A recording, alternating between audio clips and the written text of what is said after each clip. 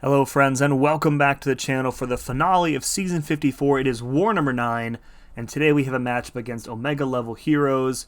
Decided to kind of go out with a bang in this season, so we've got 7 fights lined up. Team today, Void, Ironheart, and Black Cat making a rare appearance on the War team. Let's jump right in, starting off today on Path 6, once again in Section 1, and we have an unduped Count NEFARIA here on Node 6. Not much going on here with the nodes, and I still haven't yet mastered the full Special 1 Dex and Punish of Count NEFARIA. So you're going to see me here basically just block the whole special. I think I fought a Count NEFARIA last up on, was it like the buffet node in Path 1B maybe? Where I kind of just taught myself just to bait and block the special completely. There is a way you can like Dex out of the final hit of his Special 1 and Punish, but I keep getting like block locked into it and then hit and knocked down, as you can see happen there. So the second time around I just blocked the whole thing. I was close enough that I was able to punish it anyways, and only like 40 seconds in, he is melting down very quickly here. Right there, I was late on the punish, got parried. That sucks, but it is what it is. We're going to reparry, fire off another Special 1, and then our Fear of the Void timer is about to kick in. And again, just melting down very, very quickly.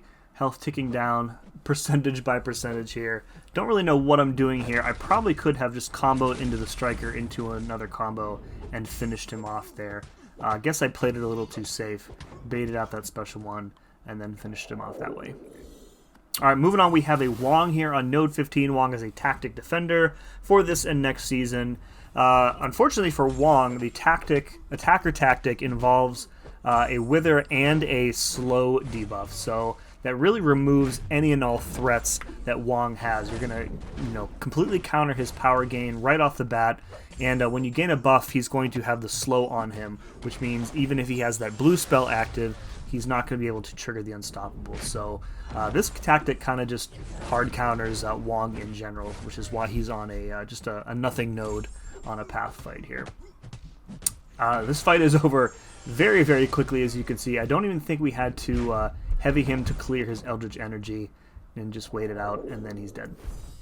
Alright, up in Section 2, we're on Path number 1. We have a Negasonic here on Node 19 that we're going to be using Ironheart for. Negasonic, although she places Incinerates, she is not immune to them, so we don't need to worry about switching to our Rupture phase. Start of the fight there, I dexed to get my first 2 Incinerates up, and then we're just baiting out heavies until we get tracking up with our 5th Incinerate, and now from here we can safely parry her, even though she has non-contact attacks.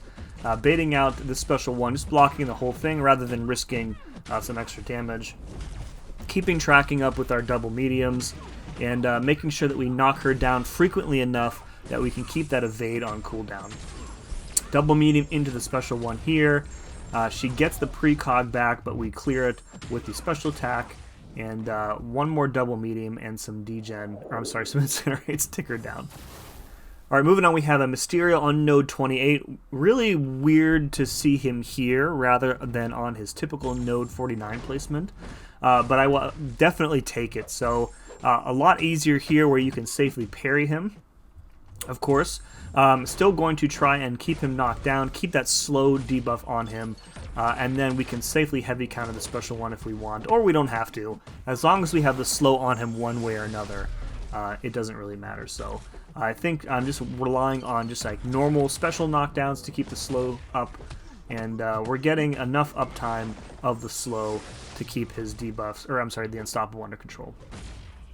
And melting again pretty quickly here, we have the healing under control, heavy counter that Special 1 to refresh the slow, and then I think we're going to combo into the Relic here, and then heavy out of here to refresh the slow one more time, and then one more Special 1.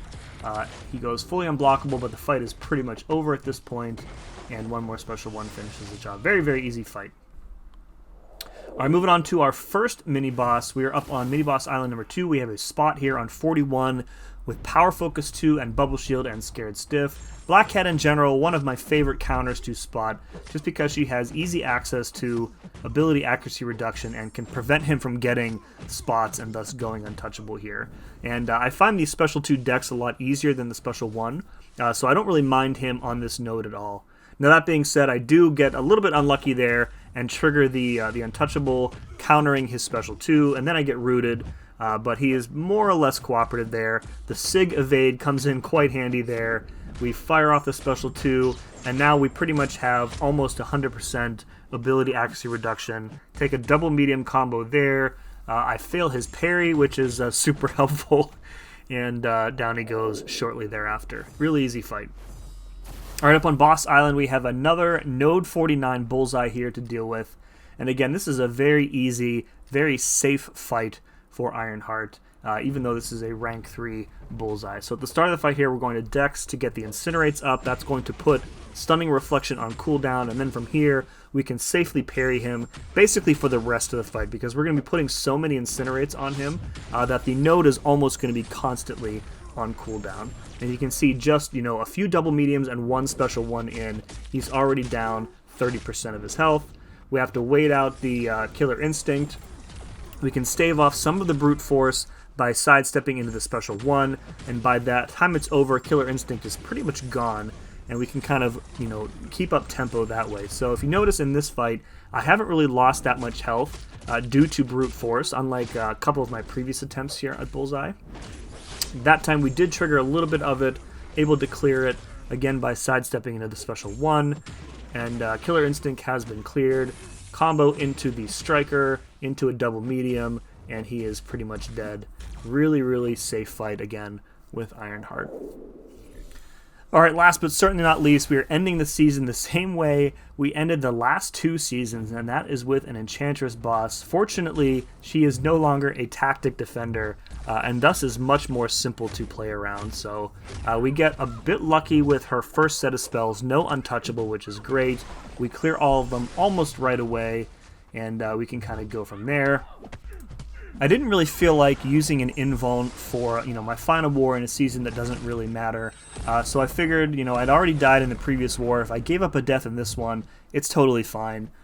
It was worth not using an invuln for that. So should be noted here that because Void is a tactic attacker, I think he's actually immune to her damage reflection with enough debuffs. So while we want to clear the spells anyways, just to remove effects like Untouchable, for example, it's not critical that we remove them before she throws another special 1, because I don't think she'll be able to send any of the damage back. She is reducing our damage, but she won't send it back to us.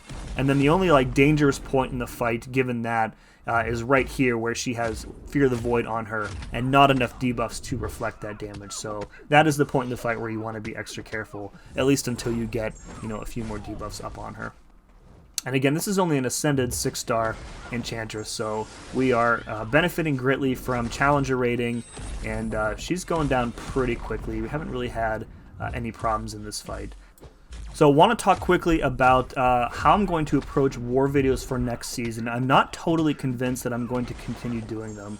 I'm 50-50 at the moment, so I expect there to be some major changes to the war map, which I think Kabam alluded to in their Season 55 post when they said major content changes. Unsure totally what those will be. I would expect them to be war map changes. So I might continue to upload next season, but I do want to start focusing less on war videos and more on guides. And the war videos are low effort for me, but they do take time to do, and that's time that I think could be better spent doing guides. So we'll see how it goes next season. We did actually end up winning this war. Our opponents, I think, missed 4 or 5 fights in one of the battle groups. They had a guy who wasn't able to join, I guess, in time. I don't know. So we did end up winning by 1 or 2 attack bonuses.